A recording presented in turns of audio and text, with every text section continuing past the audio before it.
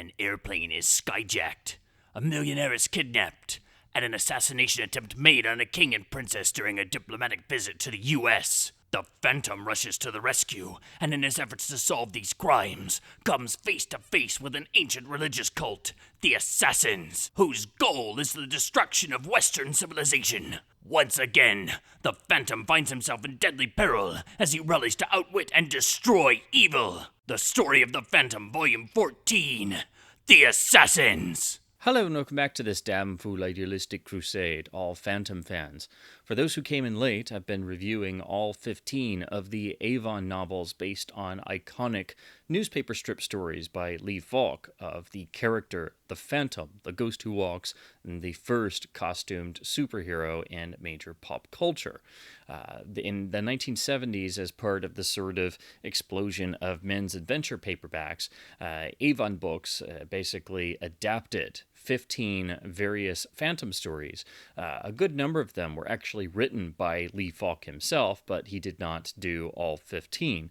And so the rest were ghost written, with the majority of the non-Falk written books being written by Ron Goulart. As I talked about Book 13, The Island of Dogs, that was written by a one-time author, and so was this one, Book 14, The Assassins, based on a Lee Falk newspaper strip story, but actually written by Carson Bingham in this particular book. And this was the lone Phantom Avon novel that they wrote. This is it's a fun story, but you can tell, like a lot of the Avon books, that it is a straightforward adventure, and knowing that it comes from an original newspaper strip that had to tell the story in very limited segments, just a couple panels per day, and that is stretched out over a long time, and also designed to where people can just pick up in the story at various points and be up to speed immediately without having all the previous parts of the story to reference to. It is a very quick read, as all the Avon novels are, and it's a rather short page count, so it's a sort of fun adventure to jump into, and you just kind of want to read it in one sitting.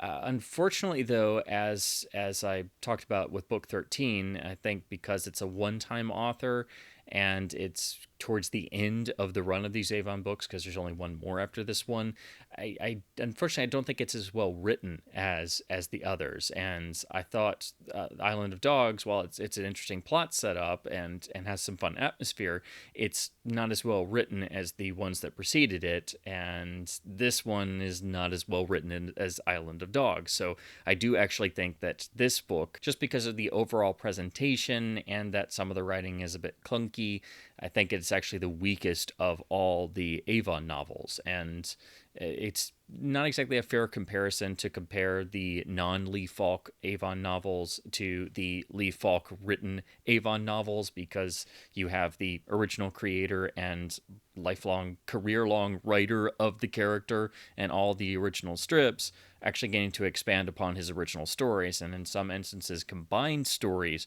to make a more fleshed out story for novel form. And then you have somebody coming in, like here in The Assassins, taking a Lee Falk story that I think was actually written in 1949 and sort of repurposing it for a mid-1970s novelization. So obviously there are many things that would have to be tweaked or things, and this is just somebody doing it as a one-off, and I think certain people were more adjusted to this particular adaptation process. So I think you can even tell the Ron Goulart penned Avon Phantom novels from the others that were not written by Lee Falk. So it's just overall I think it's the combination with this book being written by a different writer who just did this one, and the story itself dating back quite some time and having to adapt that, and it being a simple, straightforward adventure. There's not as much to go off of in terms of it being expanded into a full-length novel. And had this been written by Ron Goulart, or especially if it had been written by Lee Falk, who retained his sort of trademark sense of humor in the Phantom, and his sense of atmosphere, and his sense of always stimulating the reader's imagination and keeping the reader not just invested, but also quite frequently with a smile on the face.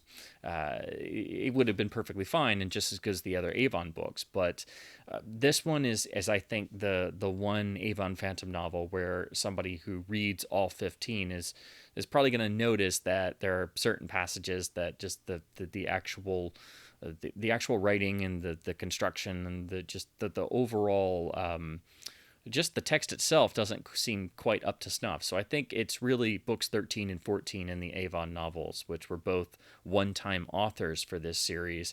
They kind of stick out a little. They're not bad at all, mind you, because they're still based on original Lee Falk stories. So it is still in keeping with the core of the Phantom's character, so nothing feels out of place. It's just the Avon novels for 13 and 14, they just don't seem to take the premise of adapting the original strip story to the fullest extent that you could by expanding upon them in novel form.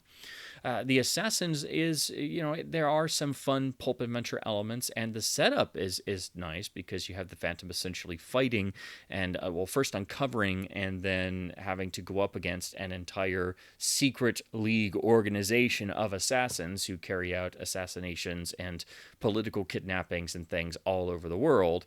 And the Phantom basically has to intervene in several instances, and things get increasingly tricky and dire for our hero until we build to the climax, which also winds up involving the Phantom's longtime love interest, Diana Palmer, and the ultimate climactic moment when the Phantom has to not only encounter but survive his meetup with the villain's oversized, gigantic, and ill-treated giant ape. And it's like, how is the Phantom going to get out of this one? Because he's having to essentially fight an ape of gargantuan size, not quite King Kong size, mind you, but obviously of much greater size than what would typically be found out in the wild.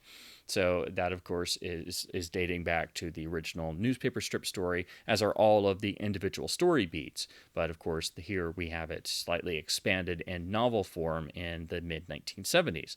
So while I do think this is the weakest overall of the Avon books, it's still a fun read. And if you read any of the Avon Phantom novels, I think you'll want to read all of them. And it's nice to read them in chronological order all at once, so you get to just have 15 fun adventures.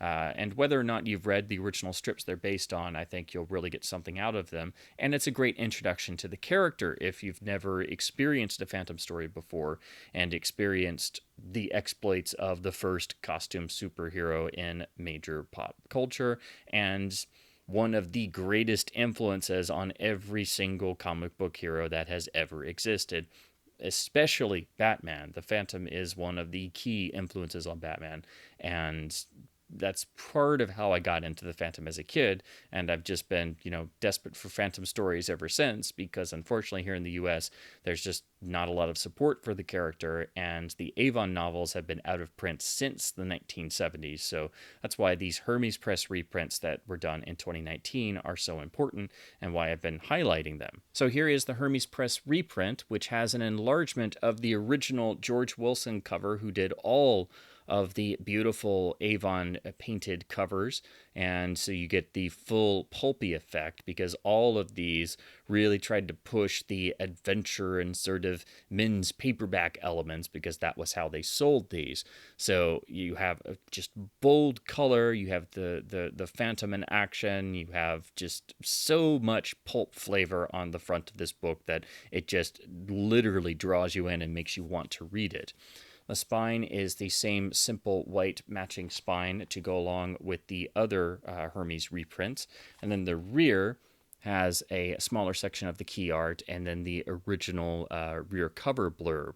Now, this is done in a slightly oversized, more premium format as compared to the original paperback, which I have only the original of book 13. So you can see, obviously, this is a much larger printing. And that does at least make it feel a bit nicer and also a bit more premium, so you feel like your dollar has gone a little bit further. We do have the same nice layout, and we have the opening beautiful essay that was in all the later Avon books. With the Phantom, everything is possible except boredom, and truer words have rarely been spoken. And all the Avon books carry a prologue, which is just a version of the Phantom's origin story, which is one of the definitive superhero origin stories. And if you've never read a Phantom tale, you need to know at least the basic origin to understand that, where the Phantom started, and that the Phantom is a generational hero, which helps to further distinguish him from most other superhero characters that somewhere usually borrowed at least quite a bit from The Ghost Who Walks. And we also get the same nice text layout as befitting the larger format. So these are nice and very easy to read, very easy on the eyes, but of course it is a very straightforward adventure that clocks in at just 142 pages. So you can read this in one or two sittings and just have a lot of fun, but they're obviously still based on original newspaper strip stories, and it's just a straightforward standalone adventure. And while I do think that The Assassins is the weakest of the Avon Phantom novels, it's still a fun read. The actual plot setup and the Phantom having to intervene and also discover other assassination attempts as he sort of kind of wanders into these situations, and being the Phantom, he's able to put two and two together very quickly and sort of, prevent the assassination attempts by actually, throwing himself in the midst of them and trying to wreck the organization's plans and discover who their leader is and things. So it's still a well-crafted pulp adventure story. It's still a fun story, and it's still based on the original Lee Falk version from the newspaper strips.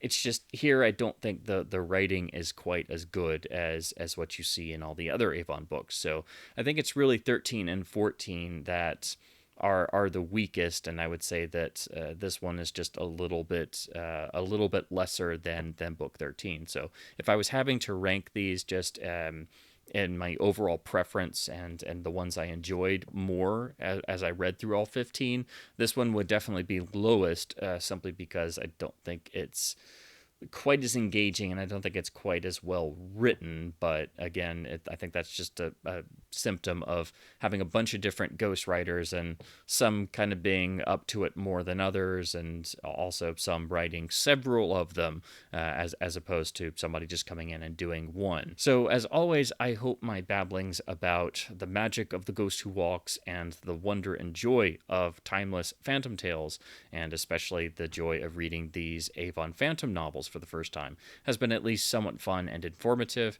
I do highly encourage you to check out the Hermes Press reprints because the originals are very expensive. They were never reprinted, and completing a whole set of all 15 in the original Avon copies is, it's a pretty hard thing to do, and it's going to cost you quite a bit. So it's actually not a bad idea to just go for the reprints instead, which do frequently go on sale, and I'll have a link to Hermes' website below so you can order directly from them if you're interested.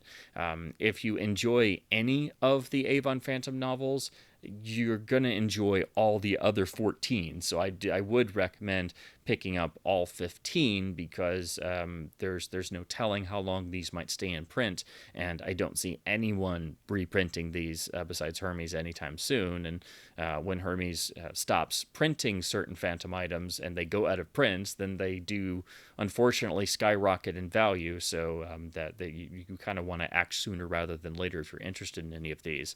The only other thing about the reprints that I have mentioned in some of the videos before, unfortunately you will run into maybe one or two very minor typos here and there in some of the volumes. Usually they're very minor, and that's just unfortunately something that kind of happens with independent publishers where they don't have as many resources, unfortunately, to do proofreading over and over again. It's kind of a shame that it happened with these because they're otherwise wonderfully done reprints. It's never anything that's a major hindrance, but you will see it scattered throughout, particularly the later volumes. Like I'd say the last half of the series overall. I noticed, a few more typos here and there, but in most of these, they are extraordinarily minor, but that is something I like to mention because, of course, that was not a part of the original Avon printing. There's nothing major here in terms of errors or typos, but you will see one or two sort of scattered throughout the sort of second half of the 15 Avon books. So I do want to mention that for those who that's really something that bothers you. So I would strongly encourage anyone to try one of the Hermes reprints of the Avon Phantom novels. They're a perfect gateway into the world of The Ghost Who Walks, and even though this is my least favorite of the 15, it's still a fun read, and I would recommend any of the Avon Phantom novels to newcomers or longtime Phantom fans alike who just haven't gotten around to these or never picked up all of the original Avon printings. So as always, please do keep supporting independent publishers wherever possible, and keep enjoying the wonderful magic of Phantom stories. Maybe take another trip back to the magical deep woods with one of the Avon Phantom novels and have some happy phantoming. And as always, thank you ever so much for watching.